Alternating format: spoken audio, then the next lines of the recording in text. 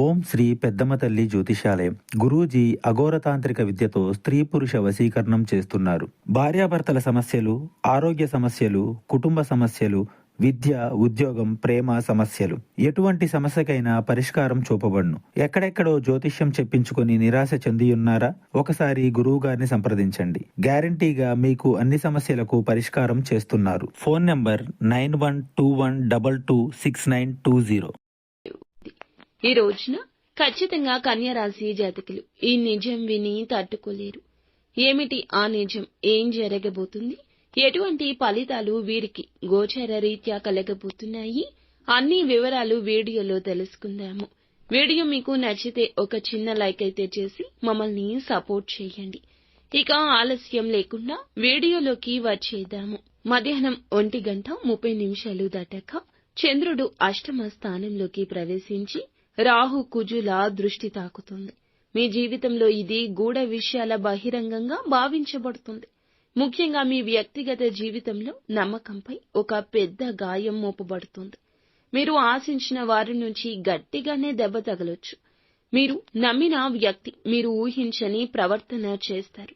గడచిన కాలంలో వారిపై చాలా నమ్మకం పెట్టుకున్నారు. ఇప్పుడు పూర్తిగా భిన్నంగా మారిపోయి మిమ్మల్ని మోసం చేసినట్లు తెలిసే దుస్థితి దాపురిస్తుంది. ఇది కేవలం వ్యక్తిగతం కాదు, ఆర్థికంగా లేదా పరువు విషయంలో కావచ్చు. మీ దగ్గర వారే మీ యొక్క అభివృద్ధి అడ్డుకోవడానికి చేస్తున్న కుట్ర కావచ్చు. ఒక్కసారిగా చెవిన పడుతుంది. వారి మాటల్లో వక్రీభావం ఉంటుంది. ఎవరో ఒకరు రికార్డింగ్ మెసేజ్ లేదా థర్డ్ పర్సన్ ద్వారా ఈ నిజం మీకు తెలుస్తుంది. విన్న వెంటనే అసహనం, దుఃఖం, కోపం కూడా కలగడం సహజమే. కానీ ఆవేశం తగ్గించుకోండి. సోషల్ మీడియాలో, వర్క్ ప్లేస్ లో లేదా కుటుంబ సభ్యుల్లో ఒక లేనిపోని అపవాదం ఫలితంగా బాధపడే అవకాశం ఉంటుంది. ఇది వినగానే మీరు వెంటనే స్పందించాలనిపిస్తుంది. కానీ క్షణికంగా ఆగితే మీకు చాలా నష్టం పూరించబడుతుంది. తీవ్రమైన మానసిక ఒత్తిడి ఈ రోజు కలగొచ్చు. కొన్ని గంటలు ఏం చేయాలో అర్థం కాకపోవచ్చు. తక్షణ నిర్ణయం ప్రమాద గంటికలు మోగిస్తుంది. నిశ్చలంగా ఆలోచించండి.